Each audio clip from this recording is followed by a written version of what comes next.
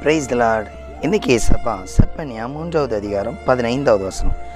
இந்த இடத்துல முக்கியமாக சொல்லியிருக்கு, கர்த்தர் உன் நடுவில் இருக்கிறார், இனி தீங்கை காணாதிருப்பாய்.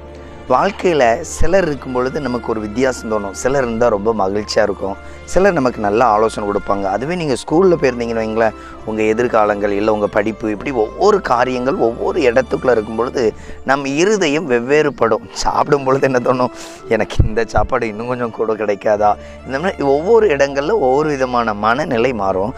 ஆனால் வசனம் சொல்லுது, கர்த்தர் உன் நடுவில் இருக்கிறார். இயேசு கூட இருந்தால் என்ன இருக்கும் தெரியுமாங்க, எல்லை இல்லாத, யாரும் தரக்கூடாத ஒரு சந்தோஷம் இயேசு இருக்கும் பொழுது இருக்கும். கவலை இருக்காது. இயேசு இருக்கும் பொழுது உங்கள் மனநிலை பயங்கர பரிசுத்தமாக இருக்கும்.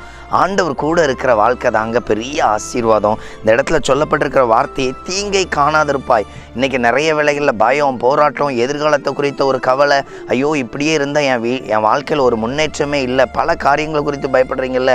வாழ்க்கையில் எப்போவுமே ஆண்டவர் கூட இருக்கிறார்னு நினச்சி பாருங்கள். நீங்கள் செய்கிற ஒவ்வொரு காரியத்தையும் ஆண்டவர் என்ன பண்ணுவார், ஆசீர்வதித்து கொடுப்பார். கலங்கிறாதீங்க, அறிக்கை எடுங்க, ஏசு என் கூட இருக்கிறார், எனக்கு மாற்றம் தருவார். இந்த மாதிரி உங்கள் எண்ணங்கள் உண்டாகும் பொழுதாங்க எதெல்லாம் செய்ய முடியல, எதெல்லாம் எனக்கு ஆசீர்வாதமே இல்லைன்னு நினைக்கிறீங்களோ அது எல்லாத்தையும் கர்த்தர் பிளஸ்ஸிங்க ஆசீர்வாதமாக மாற்றி தருவார். கலங்காதீங்க, கர்த்தர் உங்கள் நடுவே இருக்கிறார். ஆமேன்.